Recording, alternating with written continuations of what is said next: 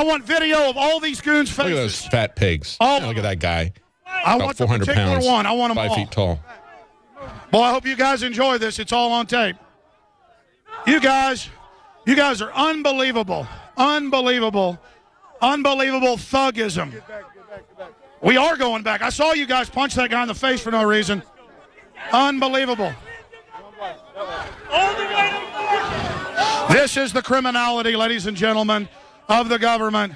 They are so angry that we came over there. They said they were supposed to let us in, and they let us in, and then they assaulted us without even asking us to leave. This is unbelievable, and I'm telling you, we have proven the tyranny now. We have absolutely proven. I am so shocked by the thug goon cops they sent that aren't even police, that literally wanted to attack Americans, literally wanted. And I'm telling you, I was so ready to. I mean, after Josh. This is unbelievable, ladies Shoving and gentlemen. him. See it. All right, can you hear me, David Knight? I can now hear you. I can see it. I can see it. I see him shoving Josh. BS. You guys are a giant gang of whip punks. Hey, you bring your biggest goon cop out here, have him stand up against me. Huh? I guarantee you're a bunch of damn cowards. And I hope you enjoy the lawsuits you get. I'm telling you, this country's a bunch of authoritarian scum running it.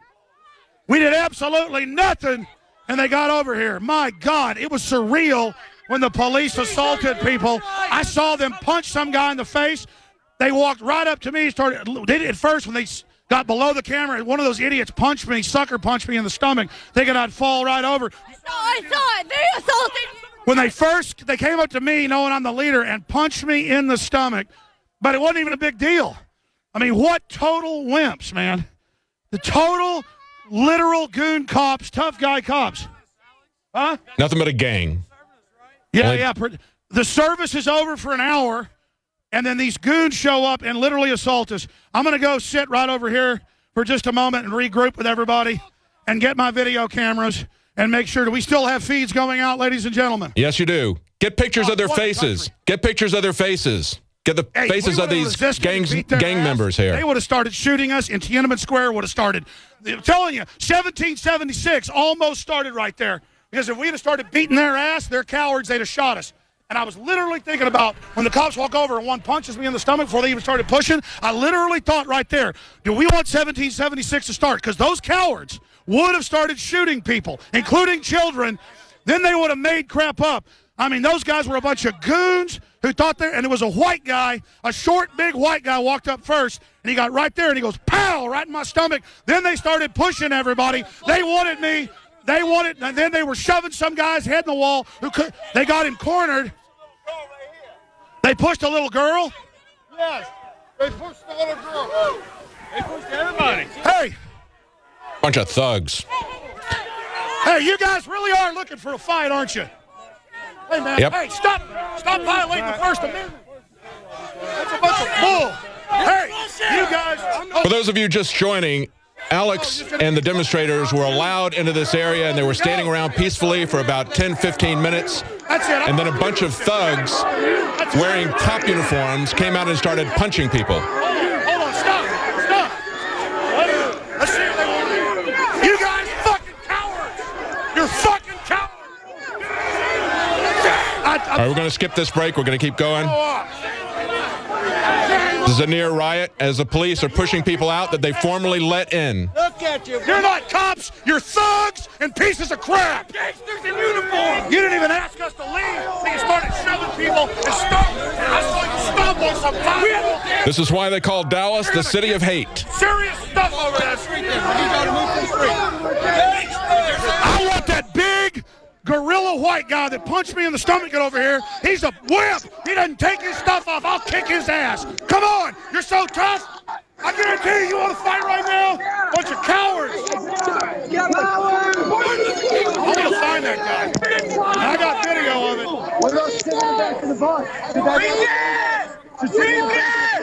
They're just waiting until we wear ourselves out. All they do is train to hurt America. All they do is train to dominate innocent people.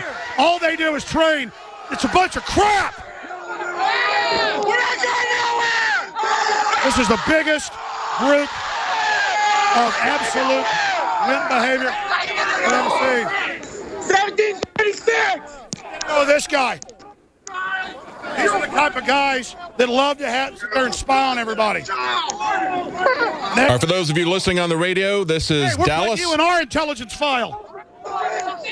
This is Dallas, and they previously let Alex and the demonstrators in peacefully, and then they attacked them after they got him in. Another group of cops came out, started punching.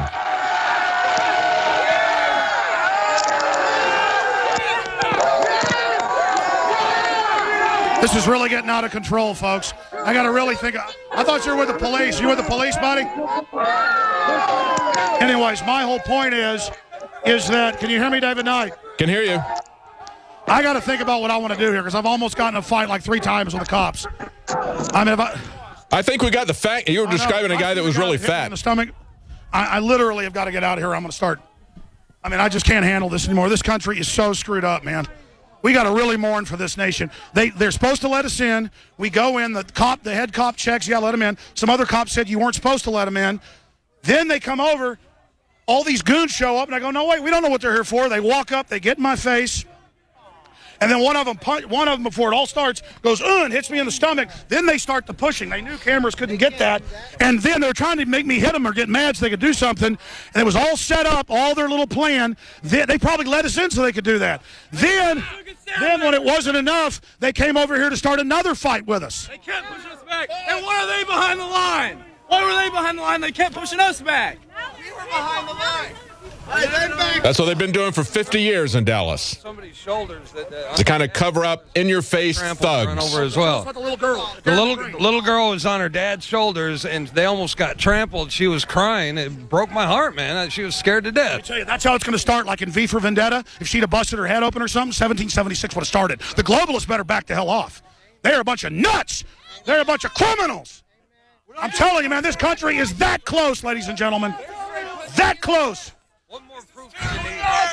I saw him shoving some little, looked like a 5-year-old. I was crying on the ground. This Little is girl exactly what they've been training for, and we're the enemy. Yeah, yeah. And they're treating us just like we're the enemy, just like they've been taught. Hey, it's us. There's a police brutality march that just joined us. Kind of a rope-a-dope move to let everybody in, say they're going to be allowed in, and then attack them. I'm going to tell the police something here. I'm going to tell whoever called in that goon squad, you could have even told us to leave like we would have done. We would have left. It was shameful, and you guys are worse than North Korean thugs. I have seen the enemy, and you people are idiots, and the country is going to collapse. And believe me, the American people are going to bring you to justice. You all think you're invincible. You all think you all got it together. You are going to pay big time. I'll tell you right now, it was incredibly, disgustingly shameful that you guys tried to start a fight.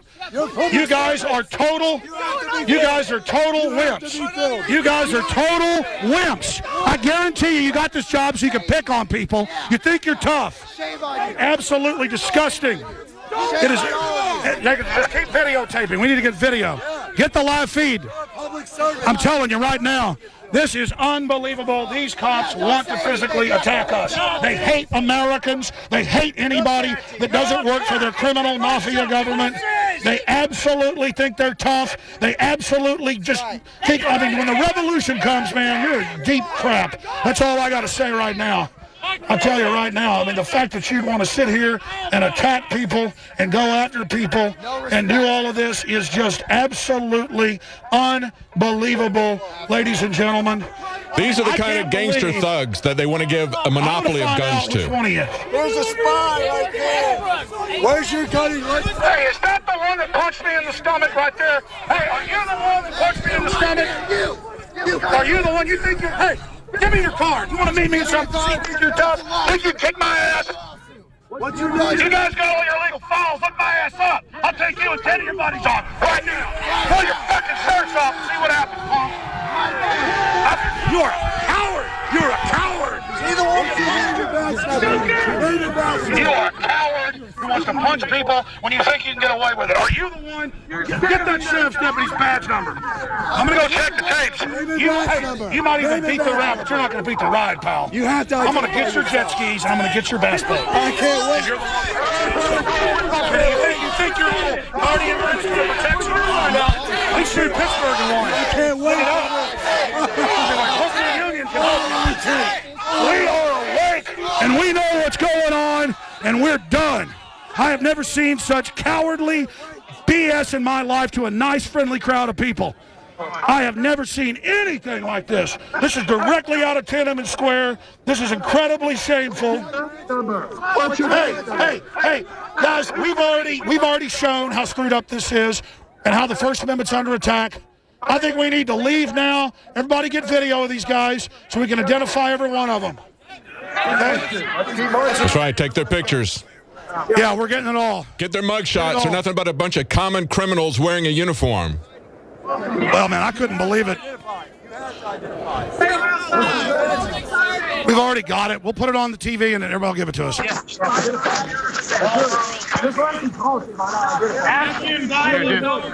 It's a bicycle unit from the... Let me see it, Jacobson. Here, hand me that. I got it. Hand me that. Back out. I'm going to sue you for sure now. Okay, here you go.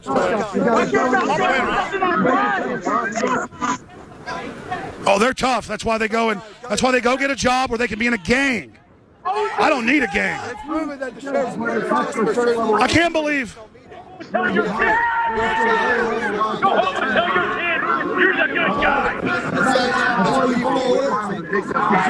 This is unbelievable. We already have his badge. We got it over there earlier. Anyways, this guy's unidentified right here. I'll tell you why you're a coward. If I punched you in the stomach right now, you and your goons would try to jump on me and break my back. That's how cowards operate. I mean, I can't imagine being that big of a wimp, man. I mean, I cannot imagine wanting to. I mean, I'm not a bully. I just don't understand it. It's all good. 60 million people know who you are now, brother. 60 million. More like 3 million today. But look, you'll be able to find it all out, document them all. I'm not even sure. I think he's the one. Yeah, but I mean, one of them punched me when I wasn't even doing anything. They tell us to go over there. We push right back. They baited us. You baited us. This is entrapment. You're all getting sued. Live from Dallas, this is Alex Jones. And they just allowed everybody, all the peaceful demonstrators in, and then attacked them. Here we go, guys. This is incredible. Yeah? I think it was him, yeah. Here, you want to get on there? Yeah. It doesn't matter. Look, your bank accounts, everything are going to be liquidated soon. The globalists are coming after everybody. America's falling. That's what this is about.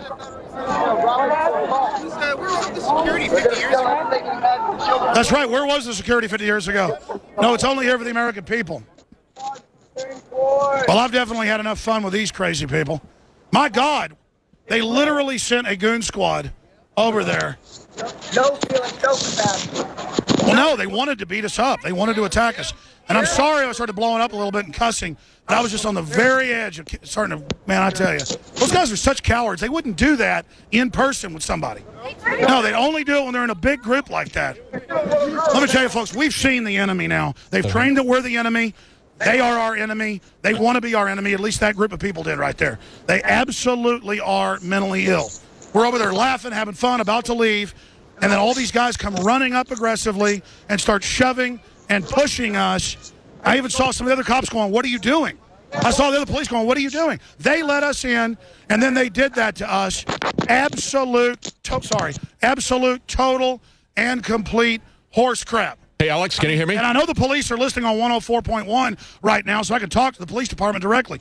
This is the most mentally ill, dumb thing I have ever seen in my life. That we're supposed to go in there, we were supposed to be part of the deal, and then they literally assault us after they let us in and we're over there being nice. I mean, that is absolutely incredible. We just saw a Dallas police riot, ladies and gentlemen. We literally just saw mental illness on display. All right, folks, walk with me back this way. I personally am just absolutely blown away that they let us in. The newspaper said at the end of the ceremony we'd be let into the main area at 2:30 for the ceremony. And then, do you know what just happened over there? I mean, this is mental illness because COPA filed the lawsuit, then they took it back. They said when it was over, the main groups could go in, whoever wanted, and then at 2:30 we could go on to the area for our own wreath laying. Those cops were all nice. Everything was fine. They let us in. We're just sitting over there laughing about to leave if they didn't hurry up and let us in there. And like 15 goon-like cops run in. The other cops go, what are you doing? They all run up. One of them starts, I guess, trying to provocateur, like punching me in the stomach, not just pushing me. And I was in shock at that point. There was like little girls, people's shoulders, knocking people down. One guy didn't even resist him. They had him pinned up against a sign. That was literally what I see in third world countries. That was crazy. We weren't even yelling at them. We weren't even saying anything. A few people like booed because they were obviously showing up to attack us. We're like, ooh, and the other cops were like, no, it's all right. And then they attacked us. I mean, what the hell just went on? Do you want your kids growing up in a country like that? What is your name, sir? That's a cop. Anyways. She won't say anything. They just stare. That's creepy. My whole point is this culture into the police that you see in a third world country. They don't even say sir to the public. I say sir to everybody. I'm from Texas. They literally, the average police, especially in big cities, are literally, they're doing psychological tests, whatever, programming in the authoritarian model and type. And they're not, I mean, I have a lot of cops listen to my show. They're really nice, give us a lot of good tips and stuff. But it's like the mob psychology of whoever called in those cops to literally assault people. And folks almost fought back. And then if a kid gets hurt or something in the atmosphere of this country, you know what's going to happen. Folks, it's 1776. It's so close. And I do everything on my radio show.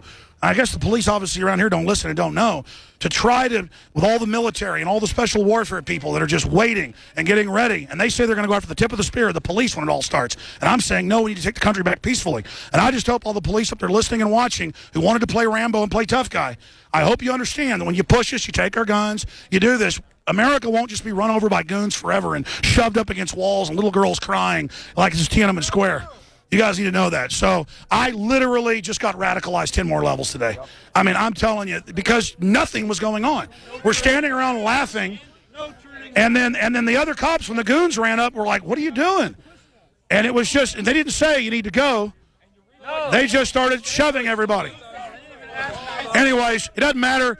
Most everybody's gone home. Great job, everybody. I'm leaving. And it's really sad that the First Amendment did pretty well here today until now, and I am completely shocked. So, and they're taking all our other rights, and they're taking up the pension funds, all the liberties going, all the prosperity, all the due process. America is dying. America is dying. It's very sad. Come on, folks.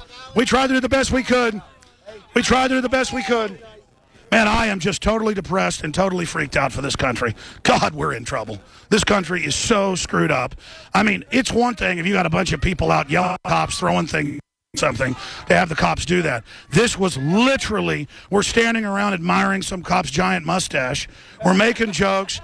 We're talking about the horror media, and literally, like 15 guys run up. Most of our crowd had already left, out here for hours in the rain, and this one really goonish one, looked like an ex-convict type, but I mean, those guys all did look like criminals. I mean, I just, this country, I'm living in Clockwork Orange here. All right, we're going out to break here in a minute. David and I, we're going to keep transmitting until I get back, and I tell you, this is just absolutely disgusting. It was the sheriff that attacked us. It was the sheriff. The sheriff's, yeah. Yeah, it was the sheriff's. Sheriff's deputies. Wasn't the... That's the chief right there. And he goes, it was the sheriff. It was in the last 50 years, it was the sheriff. Iodine has been phased out of our staple foods and replaced with the halogen bromine, a practice now banned in nations around the world. Guess what else is in the halogen family? Fluoride. Ladies and gentlemen, Alex Jones here. In 1924, the federal government did the right thing and encouraged salt producers to add iodine. It's the good halogen on the periodic table. And the results are on record. Reports documented a 15-point IQ increase in areas that had previously been deficient in iodine. Bottom line, iodine is important. Unbound, clean, in a glycerin base. Nascent iodine was the answer for myself and my family. You will find Survival Shield Nascent Iodine exclusively at InfoWarsLife.com. InfoWars Life Survival Shield Nascent Iodine isn't just for emergencies. I take it every day. That's InfoWarsLife.com or call toll-free 888-253-3139. So we decided to upgrade the look of our home. You know, improve the curb appeal. We decided to add the look of stone to the exterior. We really like the stacked stone look. Yeah, but when I checked into the price, it was ridiculous. No way could we afford it. Then a friend told me about Genstone. Genstone. Genstone comes in lightweight panels made of polyurethane. They've actually engineered the hassle out of installation. No mortar, no mesh. It was easy. Even I could do it. We just screwed the panels to the wall and it looks like stone. I mean, it really looks like stone. Yeah, from the box to the wall in minutes. We love the look of our home now. And Genstone is durable, comes with a 25-year warranty, and offers additional R-value for insulation. If you want the look of stone at a price you can afford, call Genstone at 855-955-STONE. Trust me, you'll save money. And you'll love the look. 855-955-STONE. That's 855-955-7866. It's time for a home security quiz. What effective home security device is smaller than a coffee cup, fakes out burglars into thinking someone is home at your house while you're away, plugs into any wall outlet, is recommended by many police departments, and sells for less than $30? Yes, it's Fake TV. This year, about 1 in every 50 U.S. homes will have a break-in, with burglars usually picking the easy target, a dark house that looks like no one is home. Fake TV is a small electronic security device that makes it look like someone is home watching TV by simulating the light from a real TV. Fake TV could be the difference between coming home to a secure house or one that's been ransacked. To get your Fake TV for only $29.95 with free shipping, go to faketv.com or call 1-877-5-FAKE-TV. That's 877-532-5388 or go to faketv.com. Fake TV, the burglar deterrent. The Genesis Communications Radio Network proudly presents The Alex Jones Show, because there's a war on for your mind.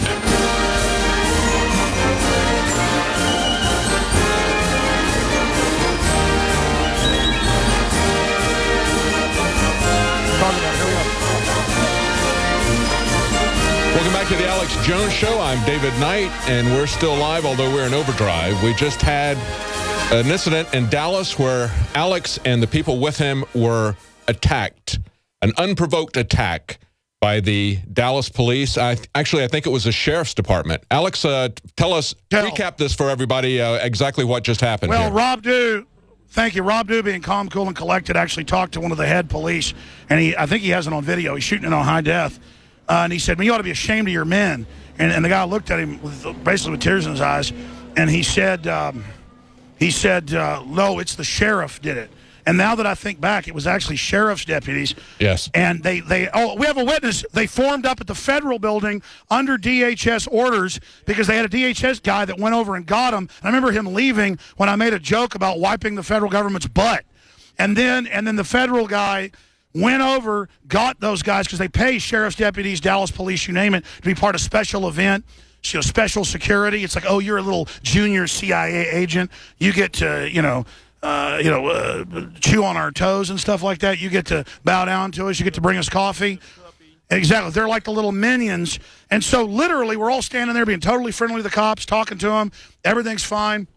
We're waiting officially to be let in after the event, and then at 2:30 after that to be let into the grassy area itself with COPA and other groups to lay the wreath and to have a moment of silence there. And that was over lawsuit threats that they had to open it up after the official event. And that was the deal. So I told a senior Dallas police officer who was out there, who was in charge of everything, he went and checked. He goes, "Yeah, that's true. Go in."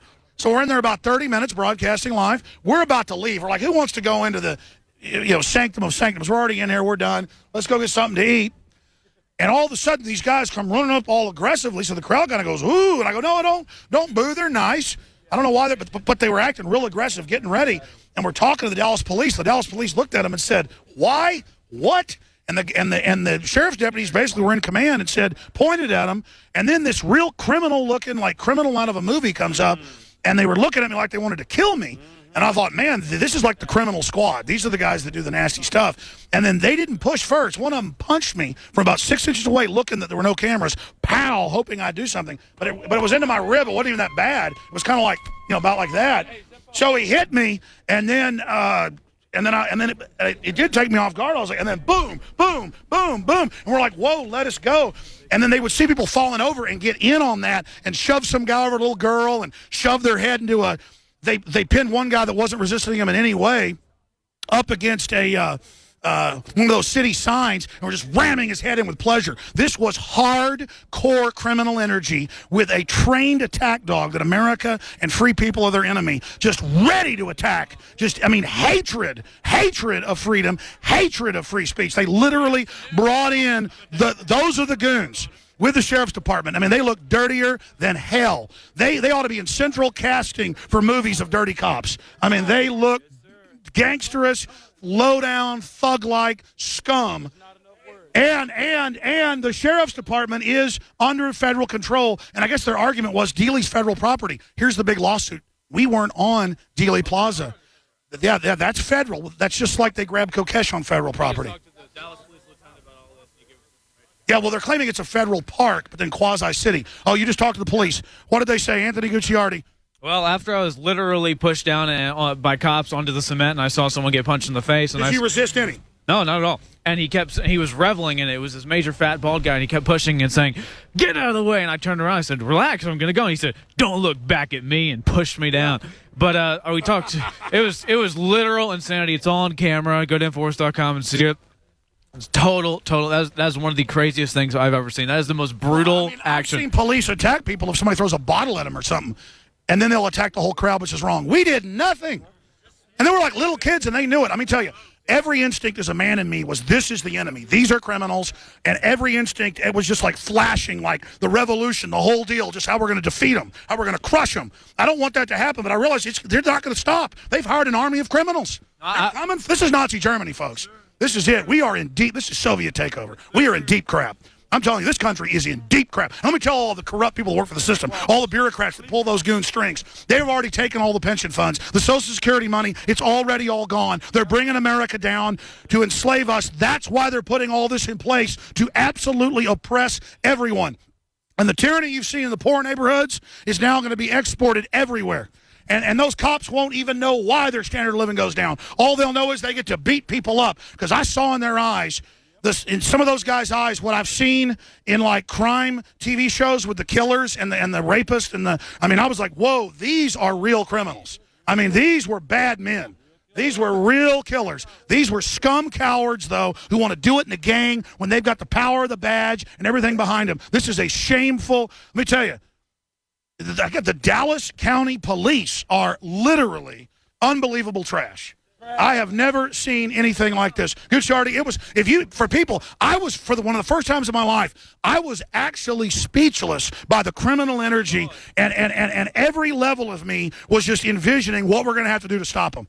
I mean, this is unbelievable. I was standing right next to you, Alex, and we were like, it turned into berserk mode. I mean, we're all about peaceful activism. I felt like I was literally in a war, and they had begun a hot berserking attack on us. Every instinct in my primal body said fight back, and, fight back, but I didn't do it because I didn't want to resist. Because we're smarter than we're going to win in the info war, and then they're going to keep pushing the physical, and our forces, the special warfare people, everybody that actually are men, care about honor, are all ready when they try it. Smash their ass. Exactly. 1776 is coming. 1776 is coming. Get ready, ladies and gentlemen. They're trained that we're the enemy. If you're a good person, they're coming for you.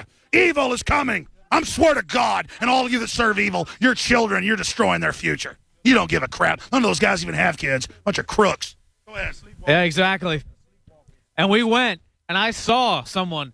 He wasn't directly punching me. He was going to move someone else, and he was forcefully moving his hand. He punched him in the face. The kid couldn't have been 16, 17, and he came back, and he said, "I'm finding that badge number." And they looked all over, and I think it was that massively fat guy that pushed me, too. We talked to the lieutenant.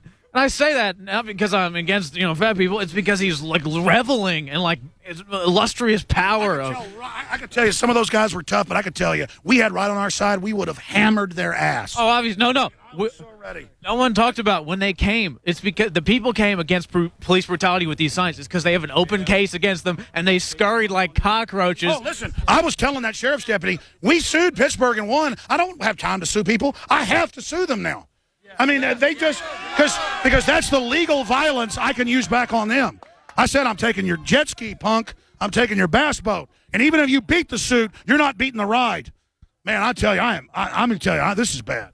You saw the people with the signs, though. They have an open case against Dallas police. No, hey, where's the fellow that saw them ganging up at the federal building and being commanded by the feds? Well, where's that fellow that saw that? No. It's a guy in a yellow hat. Yeah. All right, so we went up, and what we found, we talked to the lieutenant from the Dallas police force, the actual police force, not the sheriff's district or whatever. And we said, what just happened? He said, we would never do that to anyone. We would never do that to you guys. That's the sheriff's. That's the sheriff's office. They're completely different. We would not have done that to you. And we said, yeah, you care about the First Amendment? Yeah, we do. And they were reading the Oath Keepers information. And like, yeah, we're down with this. That cop wouldn't talk, but he looked really freaked out. Yeah, they were actually freaked out. They were agreeing with us and saying, wow, they really did that. Why is the sheriff's department the boss in Dallas? Because they showed up and the cops went, what are you doing? And they were like, those goons were like, to those cops. I mean, it was... No, the sheriff's department goons were like telling the cops to go away so they could beat the crap out of us. And they're claiming now that that's federal property, except the event is over and we're downtown in the city. But it's not. It's only a designated federal park on it. We were on city property. No, we were blocks away at that point, and they were still saying, get out of here. But then the whole thing is, though, they're so afraid of a lawsuit, they scurried away. They were just literally afraid. Don't they understand that they just literally did all this on international television? I know, and there's how many cameras are there right now? It's everywhere. The live stream up to 1 million before, probably 2 million now that Alex Jones is getting beaten by cops. Literally someone, the massive dude was just pushing me, and I said, stop that. And he's like, yeah, you like that. And he just kept pushing me. I mean, it was totally... They would push like a weaker guy with his daughter. They were like attacking that. It was the predator evil. Listen, they're lucky that little girl didn't get her head busted up on her dad's shoulder. Sir, tell us what you saw. We're going to skip this network break. Go ahead. I was up there up against the bicycles with you guys. Sorry, I'm so cold right now in the rain. I stepped out to take pictures because the Homeland Security Fusion bus was over there. And so I went out to get pictures of the Homeland Security Fusion bus, and then the sheriffs walked up, and they got in formation, two guys next to each other, all the way back. That's when they marched in. As soon as they marched in, they just started pushing everybody back. I watched some people get yanked by the back of the collar, and their head hit the ground, guy get pinned up against the sign. And they never asked anybody to leave. In fact, they asked us to come over there and then pushed everybody out. They brought us over to the Homeland Security corner, and then the sheriffs came in and pushed everybody out. No, it was the DHS guy in charge of it. So the feds literally want war with the real Americans. That's right. I mean, this isn't... They want Tiananmen Square, folks. They tried to ban free speech, and they're mad that we did this. If you notice, when we started screaming freedom in 1776, they actually backed off of us when we got onto those grounds. And we do need to assert our rights and come out here and tell them that. The American people are strong as long as we continue to stand with each other in this group like we did here today. Wake up. I'm going to give this guy a radio show. God bless you, brother. What's your name? Matthew Short. What do you... why did it come out of nowhere? I don't know. It was really weird because we were trying to get through that center street. They had us come back around the corner. And it's almost, the way I looked at it, they almost had us line up right next to the Homeland Security Fusion bus is right there. And that's when the sheriffs came in, lined up. They marched in behind the police, pushed the police and us back almost. Now we know. Yeah. That's it. You're right. It was a complete setup. And then you say the Dallas police told you that it was sheriffs. Yeah, they said it was. Yeah, and they said they would never do anything like that, and they're like completely flabbergasted that it happened. Oh, let's be clear then. I said it was a Dallas police riot. It was Homeland Security commanding a literal, because see, they think they're special. They pick like the goons to literally go do their dirty work for them and spy and do stuff. It's on record. And so that was a special events police. That was the national security, national event police. Like, oh, we get to do something. Here's bad people in the rain talking about free speech. Let's attack them. Look, there's little kids. I mean, my God, we got to get control of our government. Let me tell you, that sheriff needs to come out and apologize. And then maybe I won't sue them. But they don't even care. It's taxpayer money. They'll just write old ladies more tickets or do whatever. Personally, that's what you need to do. We have to get that sheriff out of office now. Yeah. And we will win. I mean, we have millions on our side. Every single person here has an iPhone or some type of smart. Let's hear what Leanne thought. Leanne McAdoo doing a great job carrying all the gear. Come on in here. Our reporter. Tell folks what happened. Well, we were just standing there joking around, having fun, talking about the dude's mustache and the guy with the red hair. We were calling him the comedian. We were having a good time. They could tell we weren't there to cause any trouble, cause any drama. They were probably going to let us in. And then all of a sudden we see these big, black troops, they're in, gear rolling up. combat gear, riot gear, just rolling up on the side, and all the other cops that were just joking around with us, they're all kind of looking around like, hey, what are these guys doing here? We got this under control. It's all good. All of a sudden, they're just shoving, get back, shoving me, and I'm like, oh, my God. Gucciardi, like, grabs. By the way, all they had to say was, you need to go. And we would have gone, okay, take us back to whoever. Tell us how things changed. We were assaulted. You were all criminally attacked. We're going to have a class action lawsuit. We're going to get to the bottom of it. Keep telling us, Leanne. And then I turn around, and there's a little girl. She's up on her parents' shoulders, and they're pushing her, and she almost gets trampled on. Yeah, She's the dad says, please stop, and the cops attacked the kid. Yeah, they did not care, pushing little kids. Cops could have bashed that little girl's brains out, and they'd all gotten medals. Yeah, they were seething with the power of getting us out while we were just joking around, doing nothing, couldn't wait to go in and put on our part of the ceremony to go and say to our moment of silence. Well, they won. Now they probably don't even know that there was a lawsuit. People are supposed to be able to go in. They didn't even know. This is probably one hand not knowing what the other hand was doing. And then they literally scurried away as soon as there was people there that were saying that, stop the police brutality, mothers against police brutality. It was like a momentous, that was like, kryptonite. It was kryptonite. That was the Deus Ex. It was amazing. The energy was amazing. Like, even though it was very scary, it was just to feel all of these people coming together in the face of that tyranny. Like, they could have sprayed us with mace or beaten us with clubs or whatever they could have done, but no one was scared. No one was scared. Well, this is going to end up being national news. I need everybody to email showtips@infowars.com, all your names, numbers. If you were assaulted, we're going to get lawyers. We're going to sue them. But we got to get the depositions, everything. We got to. I don't want to do it. Everybody upload the footage you got to YouTube of Homeland Security goons attack JFK demonstrators, because they were under Homeland Security. I mean, this federal government is so illegitimate, so evil. I just can't believe that I was literally... But they could also catch the moo, and everybody was ready to, like, okay, you push us now. We're now. I mean, what wimps? I mean, as soon as we're ready to fight them, then they leave.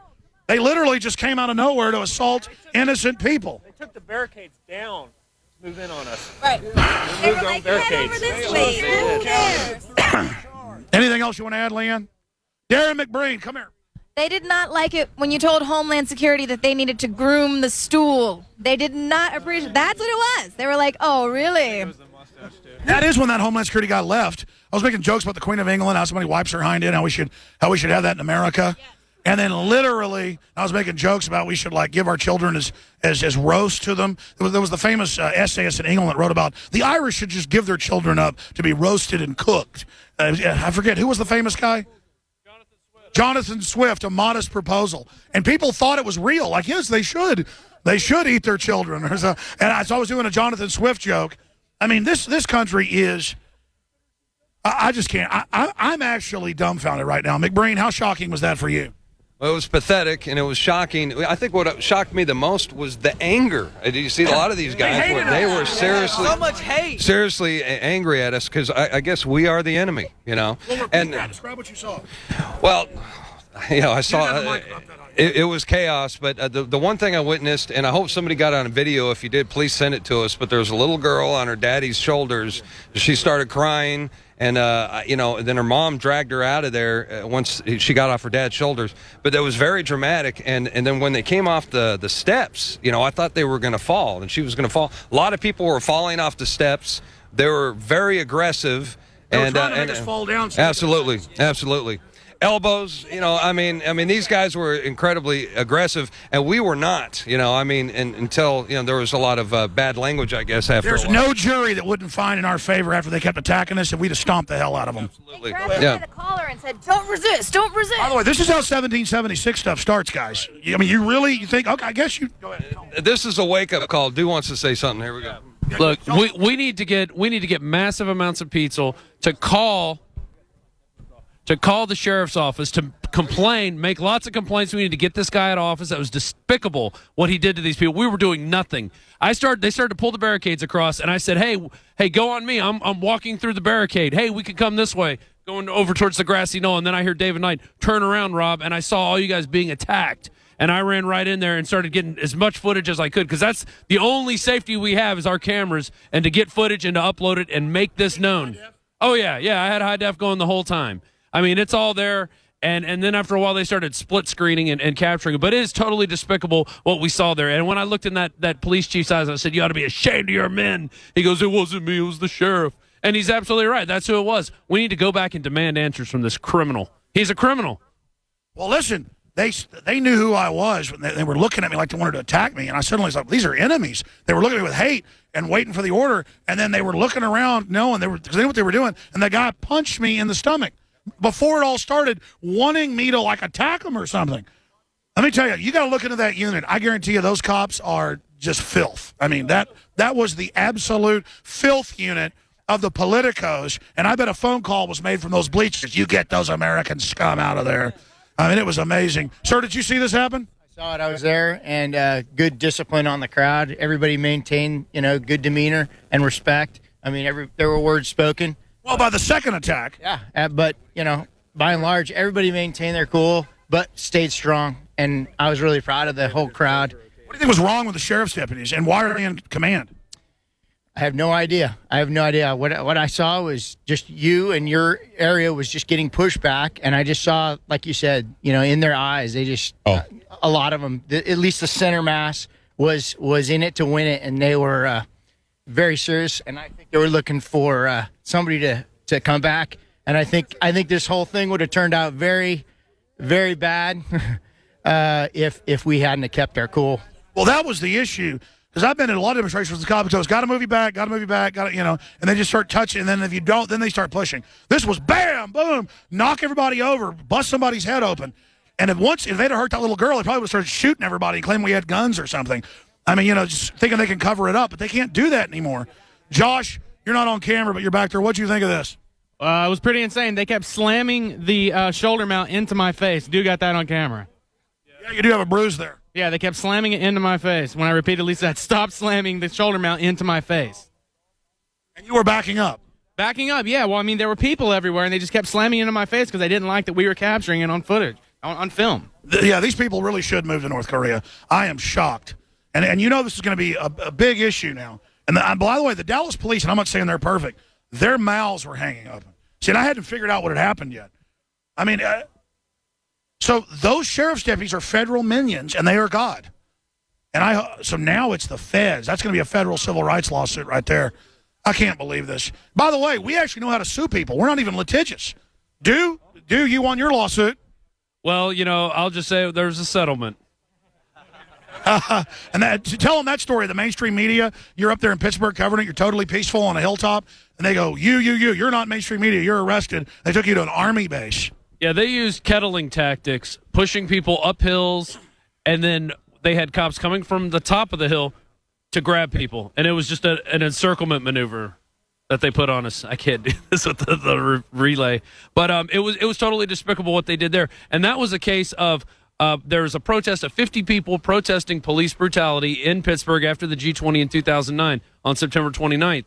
And there were 50 people in a park surrounded by 1,500 riot cops. And then more riot cops showed up, and it was total for 50 people protesting police brutality.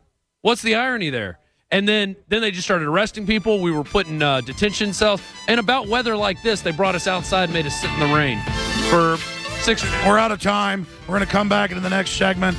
We're reporting here live from this insanity, the death of liberty. Oh, man. We're on the march. The empire's on the run. Alex Jones and the GCN Radio Network. In the last 50 years, iodine has been phased out of our staple foods and replaced with the halogen bromine, a practice now banned in nations around the world.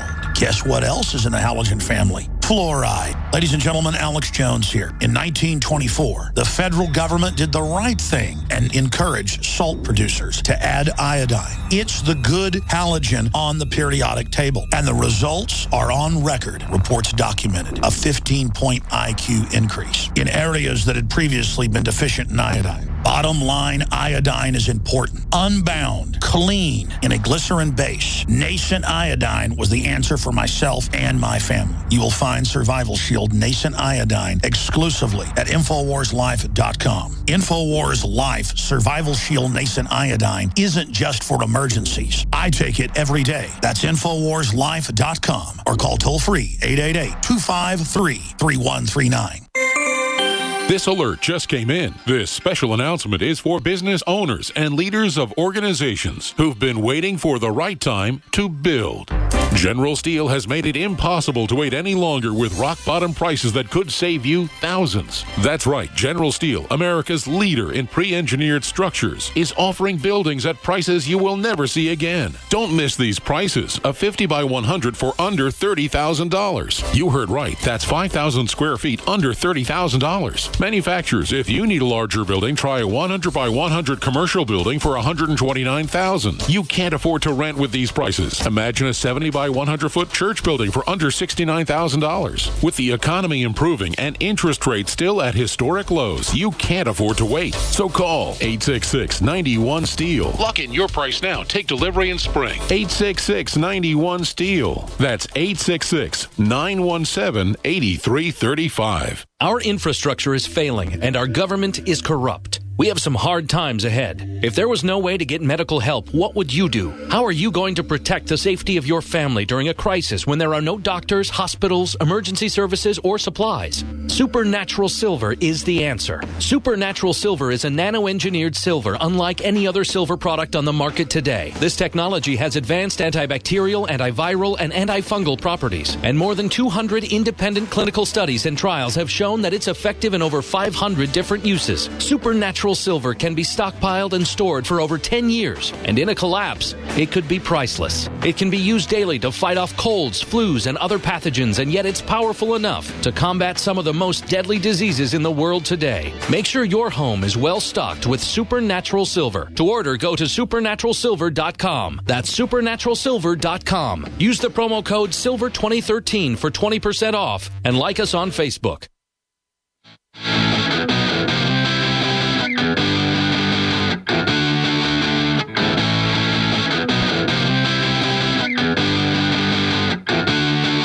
Just a minute, I'll find out. Welcome back to the Alex Jones Show. I'm David Knight. I'm here in Austin. Alex is in Dallas, and he's with a crowd of peaceful protesters who were just led into an area and then attacked by the sheriff's department under the leadership of Homeland Security, apparently. Alex? Yeah, we now have reviewed videos during the break that folks shot. It was definitely the feds coming over with sheriff's deputies that are their federalized goons, and then they wanted us to fight back, basically. Now I understand, as I guess they had like some MO that if he punched me in the stomach, I would fight back or something. So I didn't do it. I didn't fall into their trap. I almost did the second time when they were chasing us around the corner, cussing at us and saying, we'll beat your ass and stuff. I was like, take off your badge. Take off your freaking uniform. I mean, I want to challenge those sheriff's deputies to an open, bare-knuckles boxing match. They can get the license. I will fight two of those guys.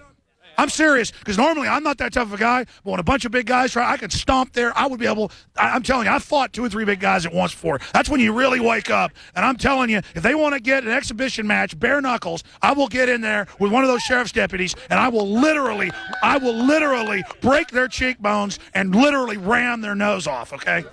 And the whole point is that I am not going to be their slave. I've never seen such cowards in my life when people are sitting around smiling, doing nothing, attacking us and trying to get people falling over each other. Some of the cops weren't doing it, but there was the middle group and others were trying to hurt people.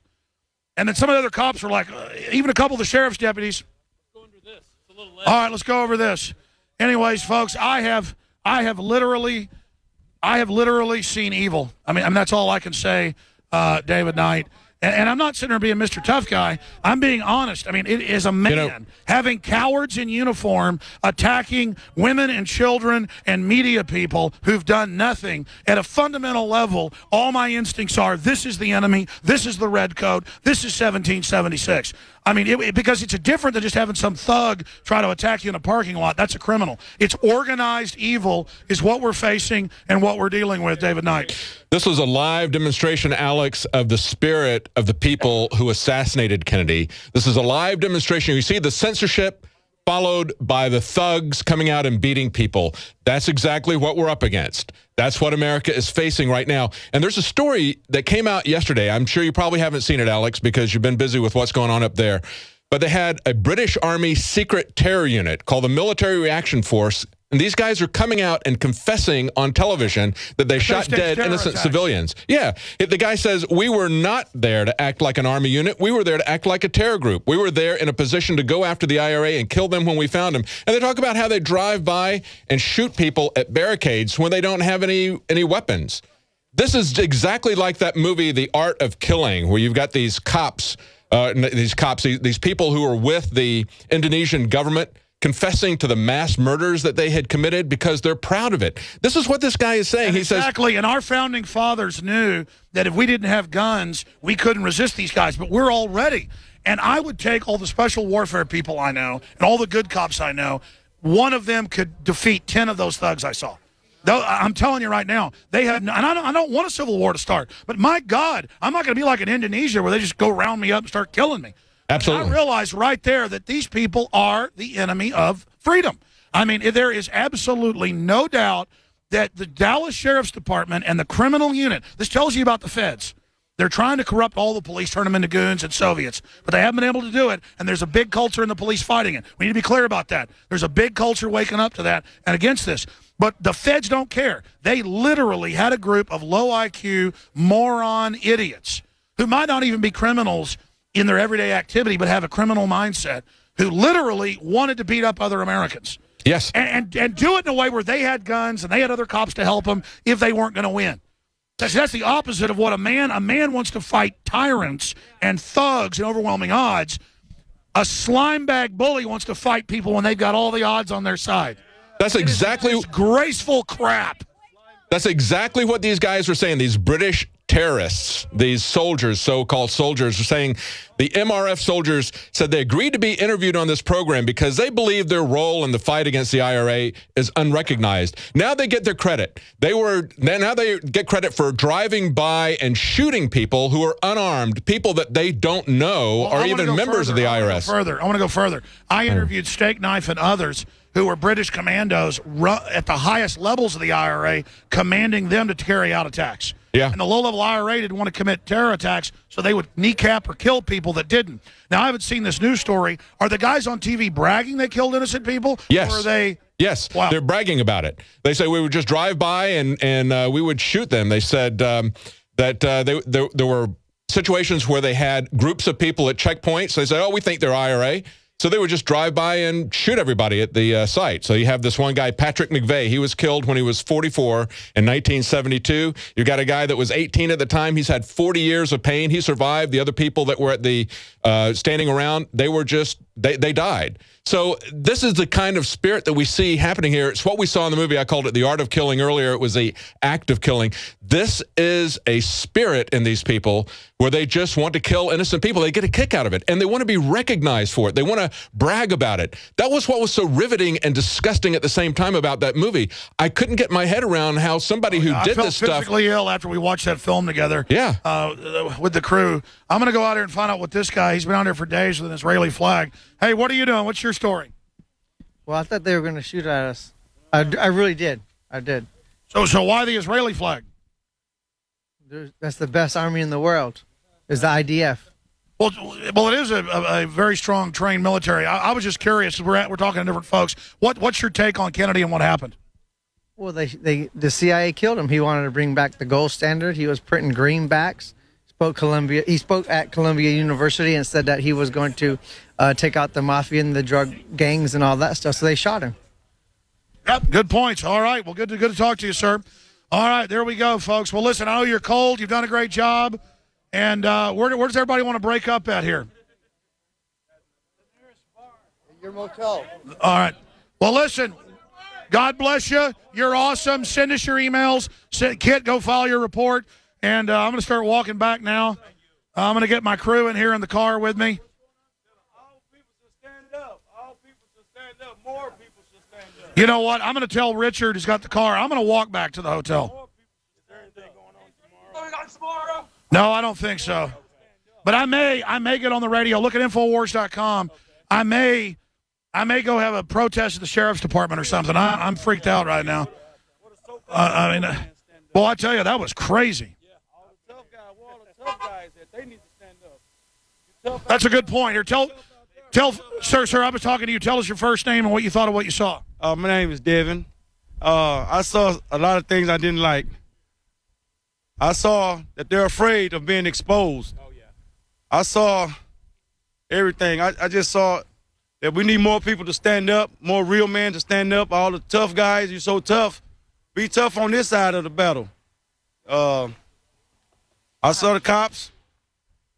They're crooked. I just saw everything I saw was just bad, man. We were trying to have a peaceful demonstration, but they were not peaceful. We were trying to have a peaceful demonstration, and I think it was just bad. You know, I just think we need more people to stand up. Well, that's what you were telling me earlier, is that you're sick of people just laying down. That's what. Laying down, sleepwalking. Yeah, the sleepwalkers. We need somebody to wake up. America, if they do it to me, they're going to do it to you. If they've done it to me, they've already done it to you. I mean, hey, our young people, we need to wake up and see what they're trying to do in the future. They're trying to get this martial law stuff started. They're trying to put us all in FEMA camps. They want to cut our heads off. They're trying to control everything. I see it. They're waiting for that control. They want all your information, but they won't tell you theirs. They're keeping a lot of secrets. And it's time to come out. It's time to let They're very guilty. They're guilty. It's time to let the cat out the bag. Expose these wrong. Expose Satan. Expose it. It's time to stand up. All these preachers, all these ministers and stuff, y'all got to come from behind that. You know, all that faking, they're just doing that for money. They need to come to the real battle, the real fight. You say you stand for Jesus and all this, well, come to the battle. Get involved. You know, get your congregation involved, you know. It's just one little city right here, but, hey, it's all across. They're doing it everywhere. You know what I'm saying? We just need people to stand up, man. I'm tired of people laying down, sleepwalking, cowards, everything. I'm very passionate about this. You know, somebody else should be very passionate about this. Yes, sir. This is the future, but for your kids and grandkids and everybody. You know what I'm saying? You're saying wake up, get up, stop sleeping. We're under attack. Absolutely. Yes, you said it. You said it. We're under attack. Wake up, everybody. Wake up, man. We're not going to do nothing laying down. If you don't stand for something, you're going to fall for anything. That's right. Laying down only makes it worse. People think laying down makes it better. All over you. If you lay down, it's going to walk all over you until you turn over. Now let me walk on your stomach. Now let me walk on your back. Now let me walk on your head. I mean, hey, when is enough is going to be. And people ask why, because there's bad people that like walking on people. I just want to say I'm 24 years old, and we got young people like this coming out. We got teenagers, and it's the young people that need to be awake and aware of the tyranny that's going on. And I came out here to commemorate the death of JFK and the tragedy that happened that day. And I'm commemorating you for your free speech. And that's what we're here for, is for free speech. As you said, you wouldn't be here for the 50th anniversary if they wouldn't have tried and embarked on our free speech. Yeah. Are you related to these folks right here? You need to stop playing that PlayStation and get something right. Hi, ma'am. Ma'am, did you see what happened? I came from Minnesota. Oh, God bless you. What's your first name? Lisa. What was it like for your son to see that? He was enjoying it up until, with all the cops, and all of a sudden people started getting pushed, and I had to grab him and and hold him up because people were really pushing. Well, even though it was traumatic, this is what freedom's all about. You got a great mama to bring you down here, son. Thank you.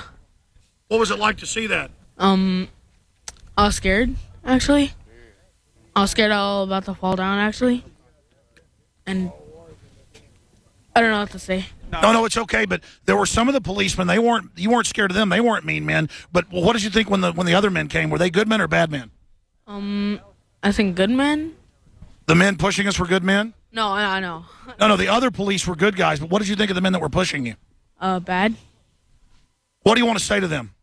I don't know. Well, hey, you have been out on the front lines of liberty, my friend. And that's almost extinct in this country. So God bless you. Thank you. Good job. Thank you. Alex Jones, thank you for being here. No, God bless you. Nobody thank me. All these thugs with these y'all be safe on y'all's all travel. these thugs, they got this Xbox and PlayStation, all these games. You're sitting up there being a thug playing these games. You need to get into the real fight about your freedom and your future. Everybody's doubting, oh, they can't do this, they can't do that. Okay, keep sitting back saying what they can't do. They're already doing it. You know what I'm saying? They just did it, you know.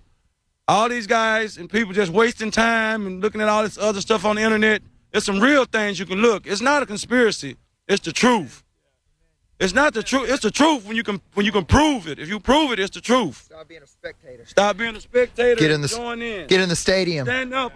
Get in the stadium. Thugs, stand up. Y'all stand up. Ma'am, what did you think about what you saw? That was like the Twilight Zone. There was definitely a difference in energy between the blue and the black. When the black line came up, I thought, okay, that's cool, because you guys did not change your demeanor and your attitude. They all looked angry and hateful. Yeah, but I didn't suspect they would do anything because they were not being provoked. There was no provocation. For those that just joined us, we're down here. It's a JFK coverage, 50th anniversary. We marched on it for First Amendment because the mayor said there was no free speech in Austin. I mean, in Dallas. I'm pretty tired, folks. Sorry. And then all of a sudden, we had this bizarro Homeland Security people over at the federal building bring over these sheriff's deputies who had removed their badge numbers off their Velcro, and then they attacked us, and they were like pinning people up against walls. One guy, who was the guy that I saw where they, because I was right behind the Native American fella, they shoved him real hard for no reason, ran him into another guy, and then that guy saw it and shoved him back into the other cop as an excuse to attack somebody. Where is that fella that they attacked? Come on over here. Tell us your name again. Chris? Yes, sir. So I saw that happen to you. You're not doing anything. You're walking backwards. They're shoving you faster than you can walk. And then they ram you into that other big, tall black cop, and then he turns around, sees it, and then shoves you back and then threatens you. I mean, this is just idiocy. You attack people, and then they fall over, and then you attack them again. Yeah, I couldn't believe it. I was really amazed that this was going on, and I saw the look in their eyes, as you said, and they were bent on crushing us if they could. And when he pushed me into another cop, who then shoved me from behind and spun me around, and literally I was like, whoa, what is going on here? And I asked him what his name was. His name was Officer Welch. He wouldn't give me his badge number. And my whole issue is, though, their desire to crush us absolutely lit big fires of liberty in my heart. I have never been more absolutely dedicated now to redouble my efforts and get totally serious and focus my life in defense of liberty. And I salute all of you that came out here today. You're incredible. All right, come over here, brother.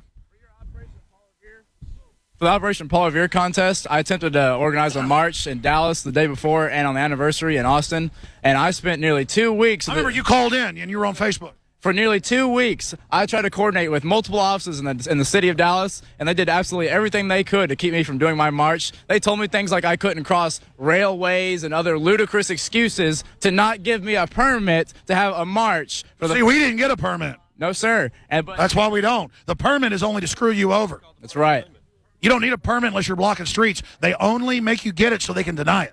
And whenever I was in the Capitol building for 5 days walking around, whenever I would talk about InfoWars or Alex Jones, you should have seen the looks on those people's faces. Some of the senators, some of their people in the offices would just gasp and look at me like I'm a terrorist or I'm some bad man because... Well, that's because they're criminals. They've taken over, and they want to loot everybody, and they're scared of people that know they're criminals. And last night after the march, as I was going back to my truck, I had a Dallas police officer follow me, and whenever I was going to walk away, I was coming over here to the Omni Theater, to the Omni... Well, that's because you're wearing a tri-corner hat. That's what the terrorists wear. He called in multiple units, and they came in and were casing my vehicle, and I tried to ask him, because I saw that he was trying to do something. I went up to him, and I was in plain clothes. I'd already taken my outfit off. And I tried to ask him, sir, am I legally parked here? I was right at the edge of a no parking zone, and I was asking him, can I park here after... I notice how we always say sir to them, and they just look at us. I don't think we should call them sir anymore when they act like thugs. We should call them control freaks. You know what he said to me, Alex? I asked him, can I legally park here after dark? He said, did you pay for a meter? I was like, well, no, sir, there are no meters.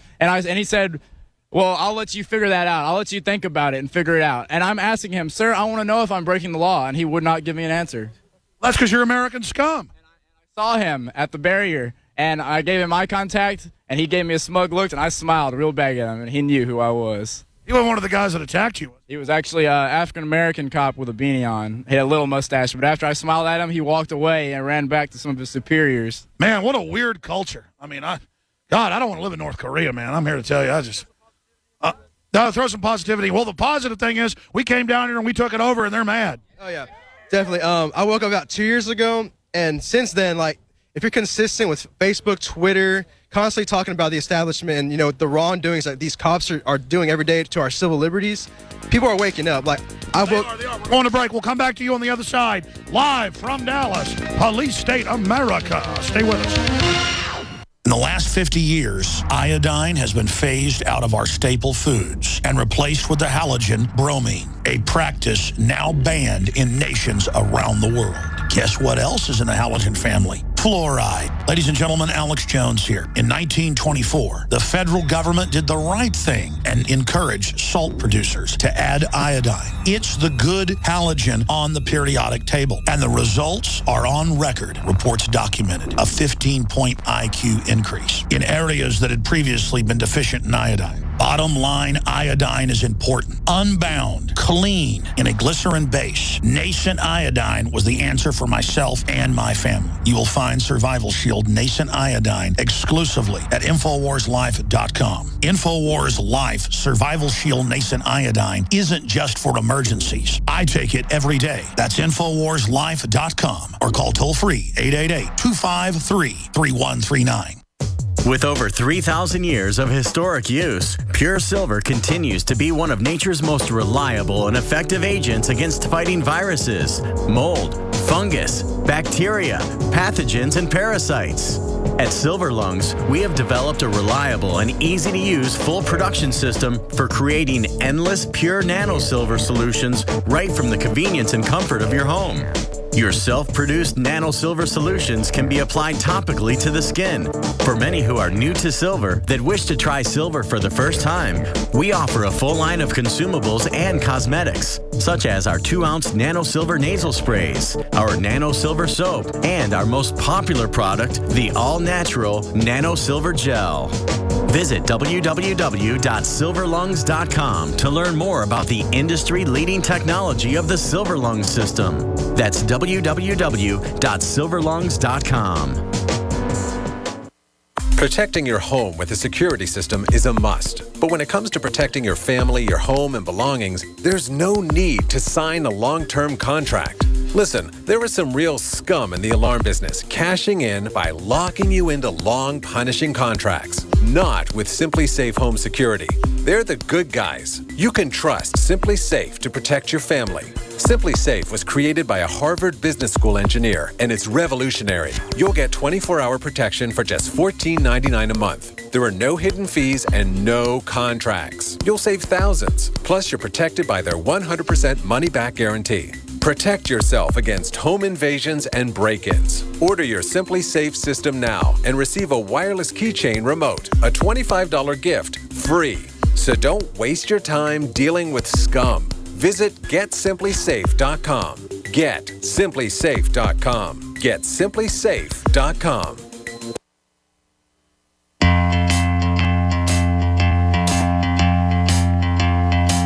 Welcome back to the Alex Jones Show. It's 2:54 p.m. Central Time, and we're still live. Alex is in Dallas, and if you're just joining us, the Dallas police allowed Alex and other protesters into the area that they had cordoned off, and then the sheriff's department came out and unprovoked and without warning attacked Alex and the other demonstrators there. And Alex is still talking to the demonstrators, and they're sharing their stories. Alex, back to you. That's right. And just to get it clear, we're here in Dallas, Texas.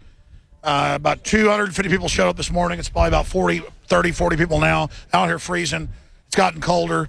And to be clear, COPA and other groups were filing a lawsuit. And the judge said, look, Mayor, you can't not let people hand out flyers. You can't let them not have signs. You can say during the service, no bullhorns within that area. And but bye guys. But when the service is over, you are to let them into the general area, but not into the actual center of Dealey. And then at 2:30, they're going to let people in there for their own ceremony, whoever wants to come in. Because you have to give the public access to public areas. The Dallas police were like, oh, yeah, we do know about that. Let us make some calls. Took them 30 minutes. They had it looked like the high-level police, not even the police chief. Point is, they were all out there making phone calls. Everybody's running around. In fact, pull up the Dallas police chief for me. I don't know what he looks like. I think they were calling him chief. And they go, yeah, go on in. That's fine. You're right. So we go in. We're over there bullhorning, joking. Oh, it's kind of cold. You ready to go? Yeah, I don't want to wait till they let us in at 2:30 through the second checkpoint. We're sitting there being real friendly, talking to the cops and everything. But they still look freaked out, some of them. And then all of a sudden, there was a Homeland Security guy comes over. He's giving them orders, saying stuff. We're not on federal property. We're right off the edge of it. They make jokes. The federal building's next door.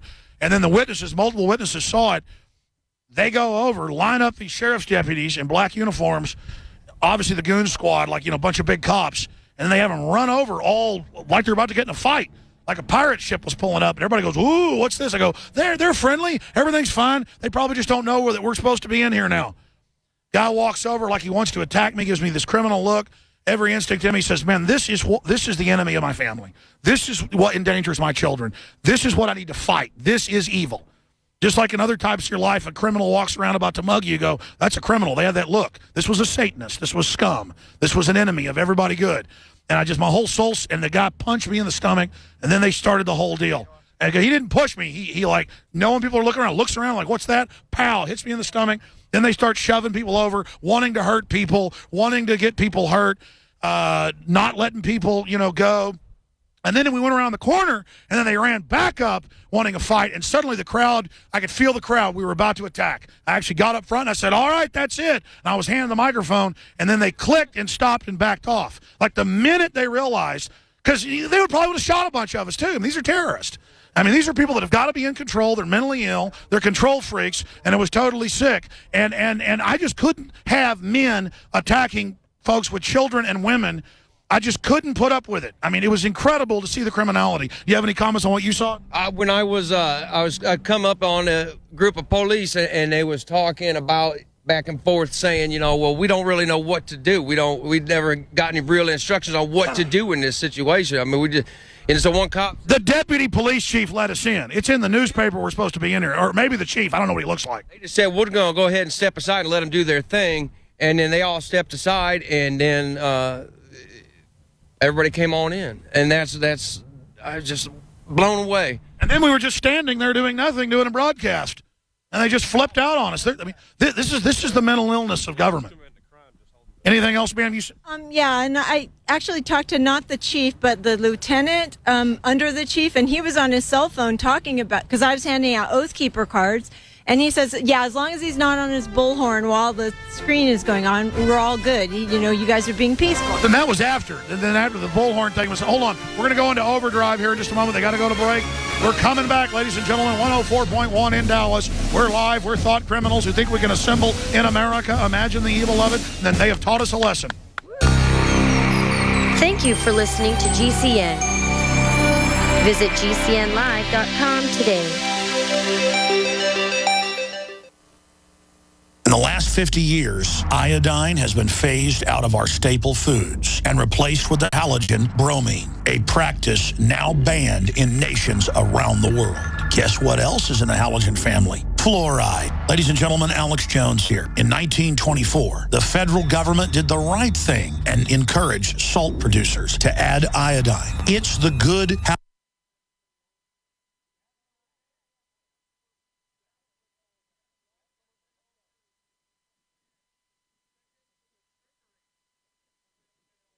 back on air here. Great job, everybody. We're now commercial free.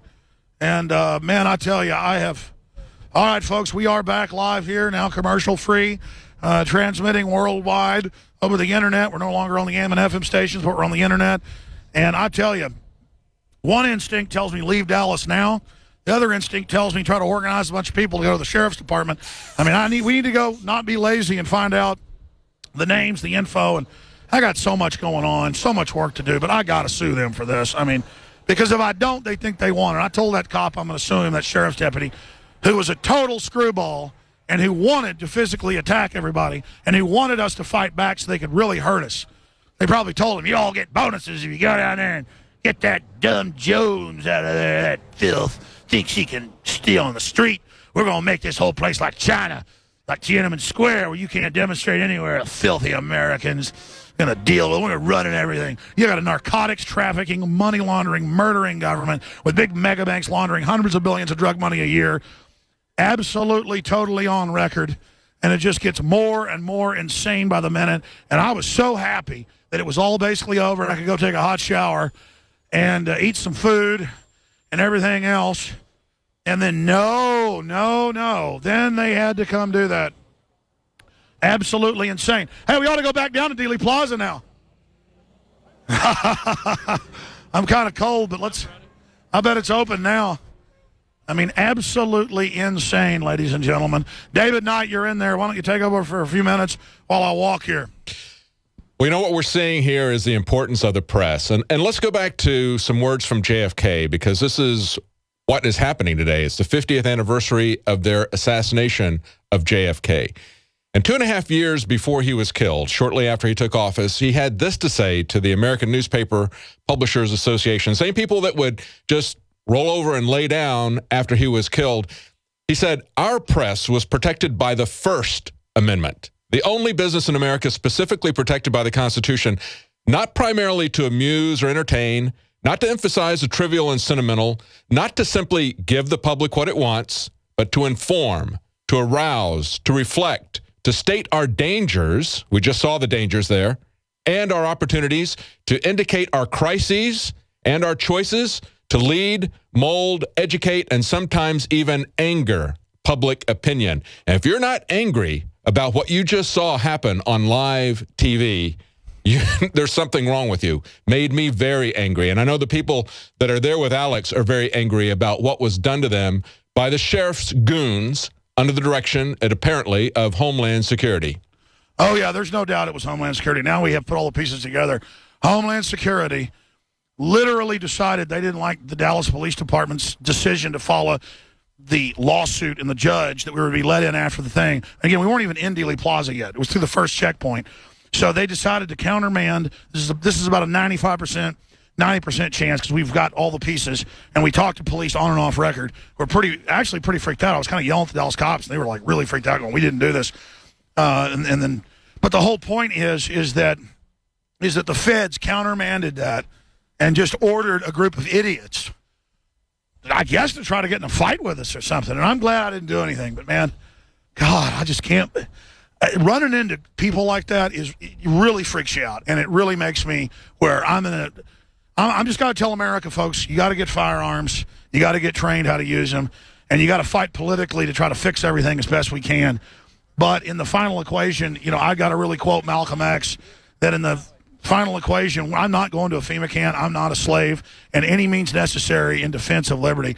I'm telling you right there, I'm not letting guys like that come to my house and take me to some FEMA camp where they can rape me and torture me and hurt my family. I mean, I'm not. And let me tell you, folks, that's where this country's going. Nobody denies it. It is authoritarian. It is time to get armed and get trained and get ready. Because I'm telling you, they got criminal units that hate America and that hate freedom and that hate decency, and who are just foaming at the mouth scum. Alex, who those people are my enemy. That's all I can say. All my instincts, everything. I have seen the enemy, ladies and gentlemen. It isn't in Russia. It isn't in China. It's right here. It's taken over, and it's crazy, and it's mentally ill. That doesn't mean all the police, folks, but the police better everywhere, I don't know, wear a sticker or something on their armband or something that they're with America, or a George Washington pen or something, and act with respect towards citizens that they want respect back. Because we didn't do anything. We were very nice for most crowds. I'd put us in the top 10% of a friendly crowd, and we were treated pretty good by the Dallas police, and everything was fine. And then we ran into these mad dog lunatics, and I tell you, I've got to sue them. And it's not a threat. I don't want to sue those idiots. I don't need their money, taxpayer money. They'll just write old ladies and broke moms more tickets. I am absolutely flabbergasted and mind blown by the goonishness. You can look at the cops' eyes. Like, most of these cops weren't goons, but some of the Dallas cops have that crazy look in their eye like they're trying to intimidate you. And it's just, like, ridiculous that they weren't tough when they were kids or something. I mean, I don't claim to be the toughest guy in the world, but I grew up here in Dallas, and I've been in the hospital probably 6-7 times from, like, really brutal fights. And, I'm not glad of some of the things I did defending myself. but as a man, I don't want to go around starting fights with people all day. I just don't understand it. And it's so unnatural to not be able to fight a bunch of cowards that are ganged up on you. It's just absolutely fundamental what I just saw, and absolutely blew my mind that they acted like that. And now look, it's now open. We're back here like an hour later, and the streets are all open. Everything's completely open like it was supposed to be. There was and they just did this to us all because they felt like it. All because they just wanted to attack us for no reason. It was completely insane. Hey, how you doing, guys? Hi, what's your name? Listen. Pardon me? Charlie. Hey, I'm Alex Jones. Listen, I don't mean to bug you here, but we had some sheriff's deputies assault us earlier right here. I'm sure you've heard about it. And okay, where do we? So is the sheriff's department in charge down here? No, I understand. But we were assaulted. I mean, if I saw a mugging, if I came and told you, would you do anything? We're trying to do this here. But since I'm mentioning sheriff's deputies assaulting us, it doesn't even matter? Okay, where do I file that? You can go to the sheriff's department, and they have their... So I go to them. No, they did this in Dallas. I understand what you're saying. And I'm not going to go to their internal affairs. It's law they have to file a criminal complaint. No, you have to go through the process and go through their internal affairs, okay? Nope, that's not how it works. See, that's the big trick with cops. They go, you just go to us. No, what you do is you go to the grand jury. But first, for everybody listening in Dallas, you go, and then you try to file the criminal complaint that you were assaulted. They refuse it. Then they become parties to the criminal complaint. And then you saw that woman's imperious attitude when we're like, hi, we were assaulted by sheriff's deputies here. We'd like to file a report on that. She goes, you go to them. So Hitler should have been the judge at Nuremberg over him. Hitler should have been the head judge over the Nazis, judging them. Did you hear about all the craziness? Oh, wow. Well, hi, ma'am, what did you think about what you saw? We'll just leave it at that. I thought that it was a very sad day that the police, or rather the sheriff's office, would openly be so aggressive when really we're just enacting our First Amendment rights. And, for instance, I, who am incredibly not aggressive, was just walking along, and the sheriffs, I would say 3 different sheriffs came up, and they, may I demonstrate on you? They went like this. You have to look down. They literally just went like that. And I said, hey, don't push me. And they said, keep moving. And I said, I am moving. And they said, turn around. And I was like going, well, I'm walking, I'm moving. And then again, separate, 2 other ones push me like that. I'm sorry, I keep shoving him. And it just seemed to me like, why would you be so aggressive? Why can't you just say, okay, everyone, would you mind just going over here? Excellent on your First Amendment rights. How about you stand over there? Because we've been told by Homeland Security or whoever told them that you can't be here. Like, why can't they be truthful? Why can't they be polite? Why can't they just be calm? Why do they have to be aggressive? I mean, I was doing nothing. And in fact, when everyone was shouting and going crazy, I mean, to be honest with you, with all love and respect, I also felt that it's wrong to shout at the police, you slaves, you scumbags, because I feel, honestly, I feel sorry for them, because I can't believe that all of them are just dead in the head. I just can't believe that. Sure, well, let's recap from what you saw being here today for the last 2-3 hours then. We come over, it's over. There's been lawsuits filed. They had to let us in. The Dallas police said, yes, you're allowed to go in to the first perimeter, not into the final one. Then that was open for a private wreath laying for folks that don't agree with the official story. So we were supposed to be let in. They let us in. The Dallas police did. And then Homeland Security sent over their auxiliary federalized sheriff's deputies. Well, that's what happened there. Did you notice how they came in and ordered the other cops to stand back? You know, I wasn't looking at that. I was actually looking at each police with my sign, with my First Amendment. And I was just trying to gently smile at them, like going, hey, this is for you too, you know. This is for everyone that you love and care about, and you too, because there isn't a police state that's ever been on this planet where everyone didn't get their ass burnt when it really got going. I mean, Hitler's regime, all the original people that were in the government or helping him, you know, in Russia, Stalin, his mates that helped him get it. I mean, you know, you think they might learn that it doesn't actually work. Tyranny just begets more tyranny until everyone's just shooting and killing each other, and it's a terrible mess. And then, thank God, it ends. And I personally, I'm just desperate for the things that are beautiful and wonderful and exalted about the American people. It should reign in this country again, instead of the incredibly obvious criminality that's going on here. I mean, it's like, you know, you'd have to be deaf, dumb, and blind to not see what's happening. So I'm just really proud of everyone here. I don't agree that all the police are slaves. I think that they're under incredible pressure to behave. Peer pressure. Yeah, to behave in a way where I believe that at a certain point they're going to stop behaving that way. And I don't know what'll happen then. I guess the National Guard or some other lunatics will come in and kick our heads in. But, I mean, you know, okay, bring it on. But the change must come. And I'm praying for it. Sure, you know, I'm not looking for physical stuff. I want them to be free and happy. But, I mean, I got punched in the stomach first. And so they was all targeted by Homeland Security. Now that I'm not emotional, then I gave in and let them be mean to me and shove some guy's head over and over again into that and punch some person and almost knock a little girl into the ground. But then they chased us around past the barricades and attacked us again. No, but that's the thing is that why do it? They're supposed to be peace officers, not guys being intimidating, pushing a woman who is doing nothing but doing what they're saying, shoving me in a way that if I was in a bar and I was 6'2" and a man, I'd probably get in a fight. It's like, it's ridiculous. I know. Sorry, what? Yeah, I know, but this is the big deal. When do you actually take on your own ability to think for yourself, even if you're in a position where you're supposed to take orders? When's that point arrive?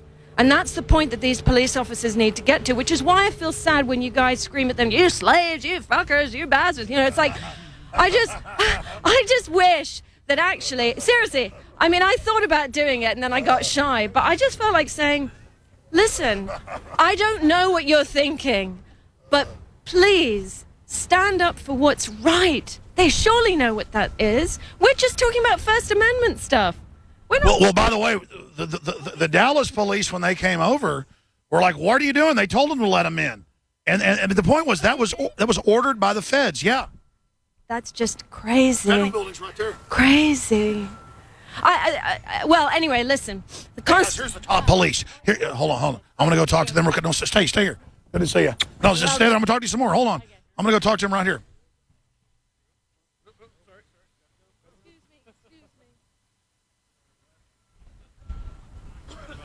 Hey, just the guys I want to talk to. Sir, what's your name? Where do I file about the sheriff's department that was here? Oh, come on, you can talk to it. Because we can't go. So the sheriff's department's in charge here because they assaulted us when the Dallas police let us in. We were supposed to be let in, as you know, sir. Oh, come on, you can talk to. You're not ignoring us because You're entering private property. Silence is complicity. Oh, private property. What is this, city property? Well, you're on private property. The imperious nature. I don't know who that guy is. Private property. The Dallas Police Department is private property. Can you hear me, Alex? Masters. Can you hear me, Alex? Yes, David Knight. I got to say, when I'm watching this on television, one of the things that has really been making me angry all day is the attitude we just saw from that cop you tried to talk to.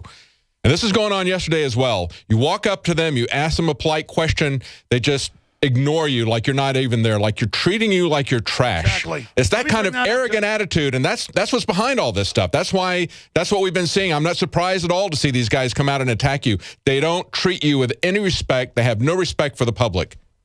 I agree. Finishing up your point, I'm sorry I broke that off when they walked by. David Knight, my co-host, was just pointing out the imperious nature. I was very polite. I wanted to say I was assaulted, and he literally knew about it because I saw him looking at us out the window all day and pointing at me and waving when he was up there. That same police officer, the guy with 2 stars on his thing, means he rules a third world country. But the point.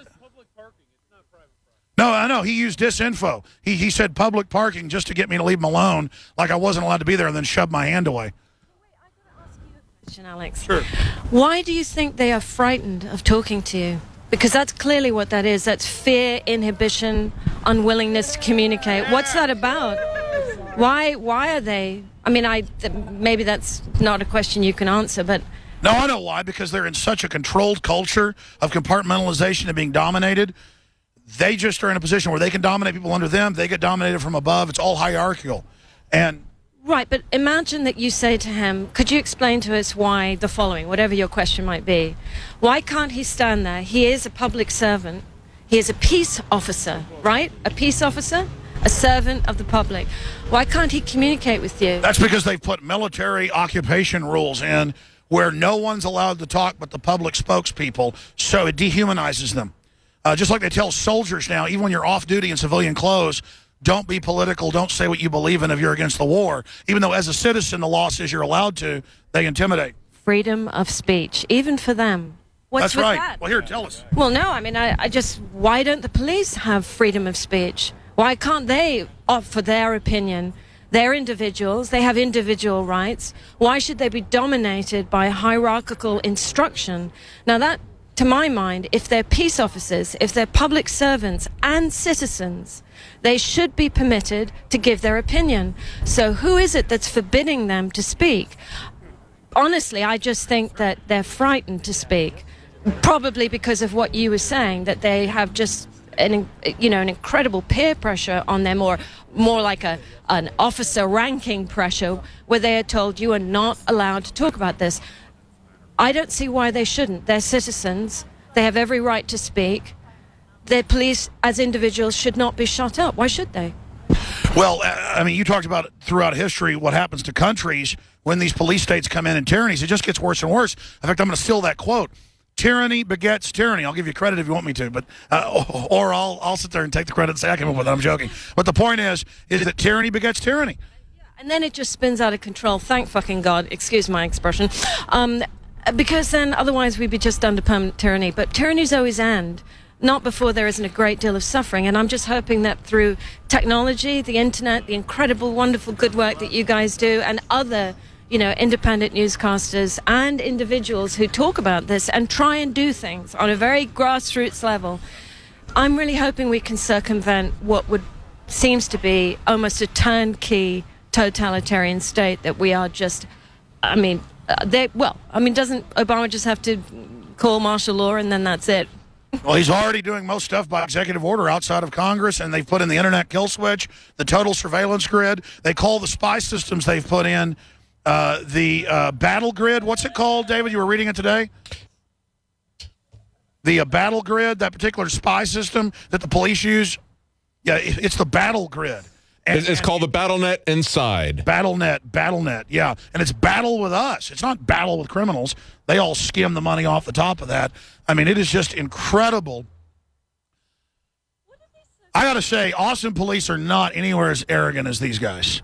And Dallas police aren't as bad as a lot I've seen. But, man, I tell you, Dallas citizens need to start acting like humans around the police because it's really gone to their head. I mean, a lot of these cops, some of them I can tell are listeners and wave at me and stuff, but some of them are serious mental patients. Can you imagine just walking around only on a uniform feeling powerful because you're part of a power structure? Well, I think, unconsciousness is something people really need to understand.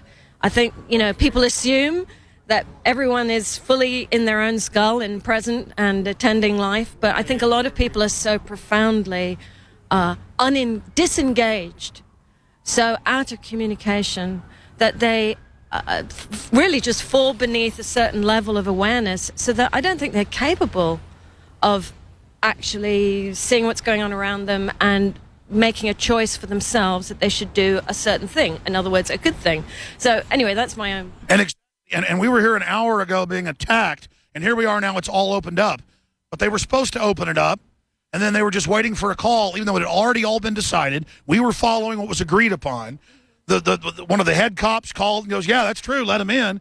And then the Homeland Security, the federal building, the same federal government taken over 50 years ago today, they literally ordered auxiliary police for special unit over to attack us and tried to start a fight, but they failed, and now the info is going out.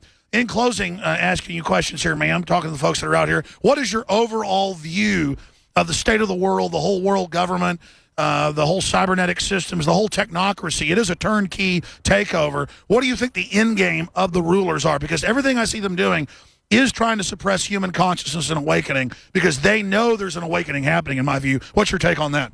Well, actually, it just makes me think of There Will Be Blood. Did you ever see that film? Excellent film. Right. I can't remember the director's name. Say John Paul Johnson something. Yeah, brilliant. I think that one has to understand that anyone that's attracted to that level of power, I think, is already in a kind of diseased state. Very few people would ever want to get to that level of domination, power, and to get to that place, you have to do a lot of really, I think, pretty bad things. So once those people get there, and once they get that kind of power, I think that that's what you're looking at is insanity. You're just looking at individuals who are insane and so mangled in their souls that they actually have no love or appreciation for the rest of humanity. And I think that is what's happening on this planet, that those individuals have gotten to that level of power, and I think they, keep on going, like the Rockefellers. I don't know how they manage to keep, spawning more evil creatures, but they do, and up they stay and sit on all of us, and it's repeated itself so many times throughout history. It's just now technology has given them a kind of an omnipotence that is terrifying, and that's why laws do have to be put in place. And when people say, like in England, they say, well, as long as you're behaving yourself, you've got nothing to worry about. But they don't understand that's such a simplistic viewpoint, because the very people that are protecting both intellectual, domains, artistic domains, are the first ones who are going to fall victims to that system. Yeah, of course, if you're just, running a shop, and you mind your own business, no one's going to come get you. But the people that really keep society moving, keep art free, and really expressing what needs to be expressed, they're the first ones to get it in the back of the neck. And it's not in the kind of obvious way that it used to be, where you just get poisoned, stabbed, or whatever. You get sort of like intimidated, or you get dropped out of a circle of artists that would have otherwise been, backed with money, or you won't get spoken about in the newspaper. I mean, it's a very subtle way of just eliminating you from the scene. But when you have those monitoring systems that we, like the NSA, thank God for Edward Snowden. Bless his heart. Jesus. I mean, I can't imagine the embarrassment. Oh, that was the other thing. How about Obama putting, what's his name? James, what's his face? The head of the NSA? Oh, absolutely. James Clapper. Right. In charge of the independent committee that's going to investigate the NSA. That's like having Hitler over Nuremberg, but expanding on those key points you're making, because you're really on target with that.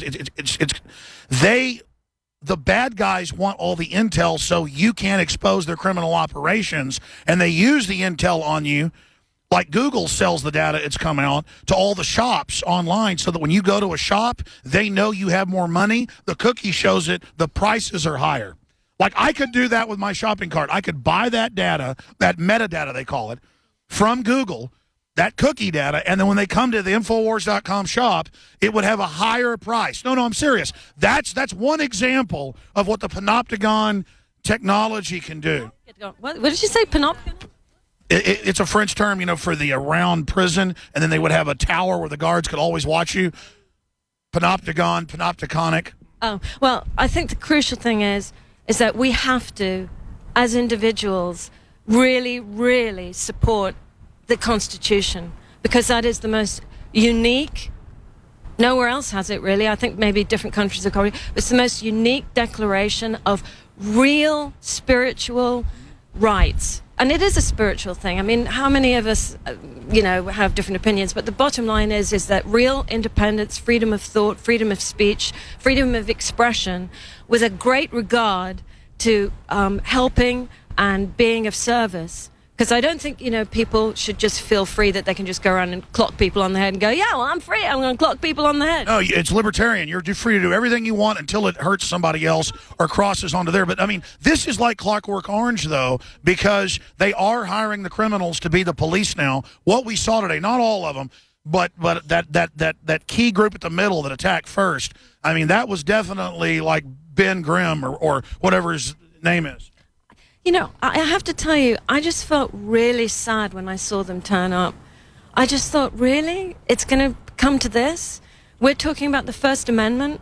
Actually, I want to just say, is there was a New Zealand TV lady that was there yesterday, and I stood behind her with my sign with the First Amendment. She said, "Don't stand there. You know, you're blocking everything." And I said, "Well, I'm just stand back here." And anyway, we got into a little thing over it, and she didn't want me to be in the picture with her. And she said, "Look, I'm not having some lunatic stand behind me with a sign." I said, "Lunatic?" I said, "I'm defending the First Amendment." You know, it's like the assumption that to be out here expressing yourself is an act of lunacy. I would say that's a pretty good indication of how totally distorted reality has become for the people who are supposed to be defending truth, right? Reporters. Sure, it absolutely shows. It shows how far we've gone. But you know the problem is I know I got to get it so close because it's set. I know I'm so tired now I can hardly walk. Anyways, any other final points you'd like to make? Because those are really a lot of thought-provoking things you're saying. I believe there's an awakening happening. I see it. The system's scared, and so that's why they are really trying to suppress us. And it's just more key than ever that everybody start resisting in little ways, lovingly, but also aggressively when we have to, so that there's no way they can stop all of us. It's essential to stop the evil from totally taking over, because you can see it's trying to take over because it can see the end is near. Yeah, I think the important thing that you're outlining here is that people have to learn how to confront evil and not to alter it or to lessen it and to somehow, you know, go, well, I'm sure they didn't mean to push you. It's like, well, you know, you need to face, you need to confront and really properly look at what's happening and not try and explain it away or give it justifications or anything, because at this juncture, we still, by our fingernails, have the chance to make a difference and turn this around, and to not take part and to just watch. You know, I mean, it's a little scary, believe me. I was a little scared when those sheriffs turned up. But if you don't stand there and push back, not in a stupid, aggressive way, but if you don't push back, if you don't face it and confront it for what it is, it'll just take over, and then no one will be free. Well, you're right, and the power structure's made the calculation that we're cowards, we've given up, we're going to roll over. They do stuff like that so people don't come out and demonstrate against wars. What happened at the G20? They do that so people see people being attacked, they get scared, so that they can then take over everybody's freedom. That's why you've got to go out and do this and face the fear and get through it. It's actually kind of fun to fight tyranny, so why not? So that they understand that they've miscalculated and that it's going to backfire. But tyrants always miscalculated. Even though they have this mind of God, Google, NSA spy grid, they're not gods. They can't read that info because they're so evil. How could they, who are so unenlightened, ever think that they could read all the data they're getting, because the data only shows that their system's already failing? I would just like to add that I think to describe it as evil is to give it certainly an adjective to describe it. It certainly results in evil. But I think the important thing is it's an incredible degree of insanity, because only insanity would breed acts that are so destructive and harmful. And, you know, when you think of the destruction of the animals and the environment and the corporations that just seem to gaily, you know, stride forward through every decade, destroying everything. Why aren't they even worried about Fukushima now when it's melting down even worse? They don't even care anymore. 91% of the reactors are leaking. Insanity. Look, if you're really insane, you have no grasp or care for what's going on. And I think that's what this is. It's like organized insanity. And I think people need to recognize that and realize there's a lot more sane people. I would say there's probably about, you know, billions of sane people on this planet, and just a very few nutters. And it's those nutters that have to be regulated, because obviously one can't just sort of like blow them off the face of the earth, which, you know, I wish a couple of angelic beings would come along and go, "Ooh, you're really crazy, right, off the planet you go." But those bad guys are here to test us. I've no idea, but what I would really like is regulations and laws, because those work pretty well. Right now, we've had those laws and rights and the Constitution blown away by the, you know, Patriot Act. That's right. They've gotten rid of the good laws and put in all the tyranny. Right. And I think that we've got to try really hard and pay attention and spend an hour maybe every day looking online and, hey, let me help you. And actually do your research. Look, you know what you're doing with that equipment. I do, but that was just a cable. Anyway, I just really implore people to really just pull their finger out and do a little bit of work. That's your job now. It's a new job. It's not enough to be a citizen because there's too much organization to dismantle your position as a citizen. You have to do something different now. What? Oh, that's key. They're trying to dismantle our real citizenship and our machinery of freedom. And so what do we do?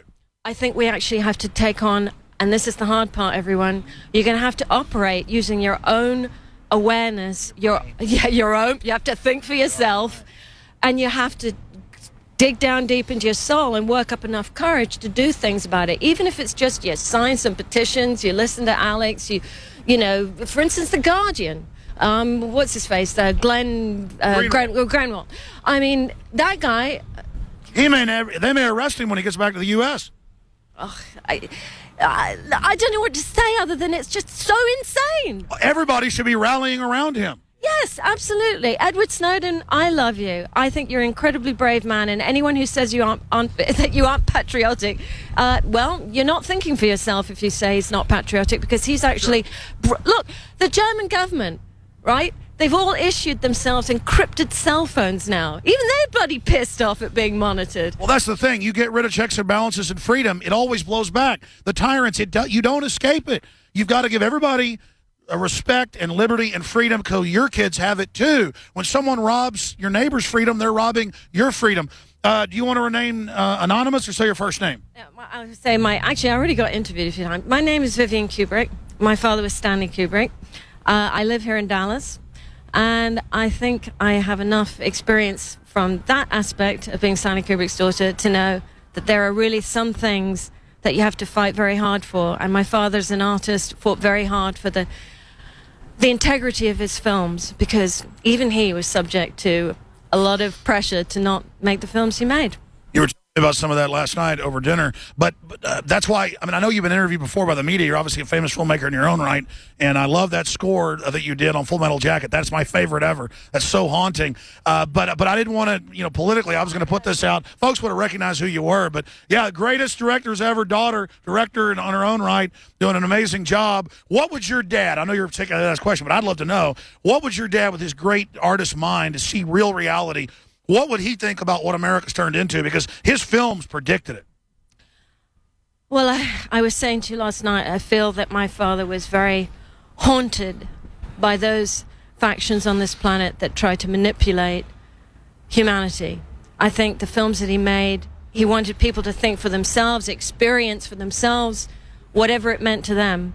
But I would say that if you look at every film he made, it certainly addressed all these things that we're speaking about. I mean, Clockwork Orange, thought control, anti-war films, the fact that war is just pure slaughter, that it's got nothing to do with any of the usual things that they send people out. Dr. Strangelove? Yellow. Yes, Dr. Strange. Full Metal Jacket? Yeah, and really, when you look at it, those films all... Anyway, I think the important part is that everyone, regardless of your position, regardless of whether everyone that you know thinks you're a complete extremist or lunatic, the fact is that when you start to think for yourself, it'll be easy to know what the right thing to do is. If you follow what you're being spoon-fed, well, you're not going to help. You're just being programmed then. You're not even conscious. You're just like a robot of the system. But when you start thinking for yourself, your whole mind opens up.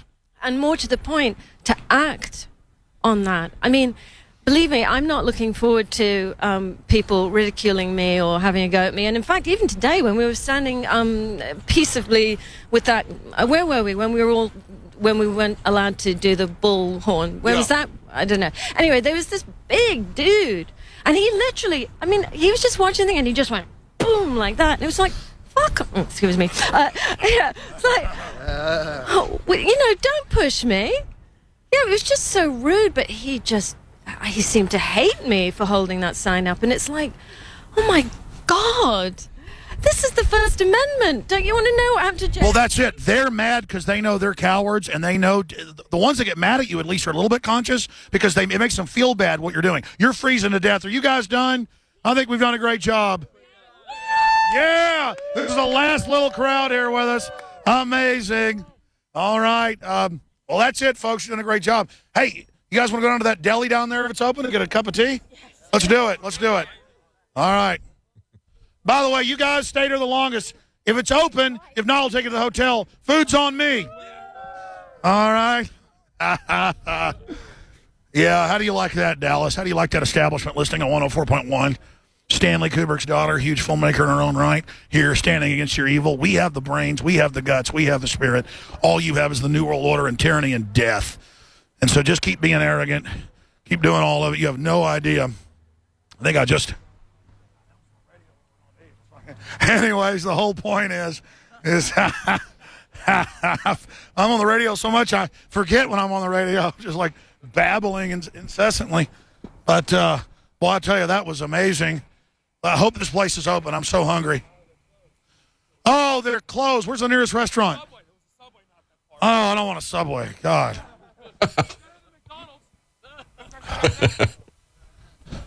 Well, I'm going to go broke, but since I said I'd do it, I'll do it. Yeah, I'm going to do it. I'm taking you all to the hotel, and but just don't say where we're going, even though we're videotaping it, live on air. I'll take everybody to the hotel and buy you something to eat. But we're going to cut the transmission off now and not say where we're going. So, okay, here we go. You guys want to go over and get something to eat? Okay, here we go. We're going to walk, because the other place is closed. We'll have to walk to our hotel, and our hotel is the Hotel Lawrence. That's where we'll be. All right, ladies and gentlemen, here we go. David Knight, you take us out here. Great job, brother. Legendary radio. We're alive and following our forefathers and mothers' steps of liberty. And I've never felt so alive as I do today. And I've seen the face of tyranny, and I saw it, and it's ugly, and it's also very defeatable and very stupid. And so God bless you all. And David Knight, closing comments. Very insightful comments from the daughter of Stanley Kubrick. And, you know, I think what we saw today is exactly what people remember about the JFK assassination. That's just the mindless brutality of it, the mindless lies that we were told.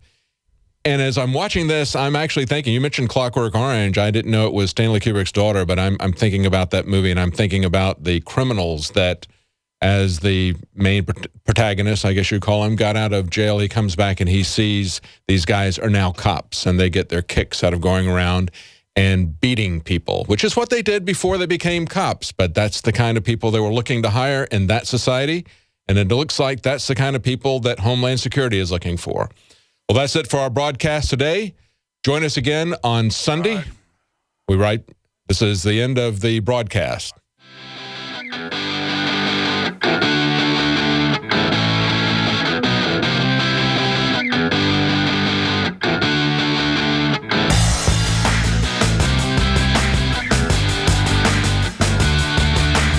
At the beginning of Dealey Plaza.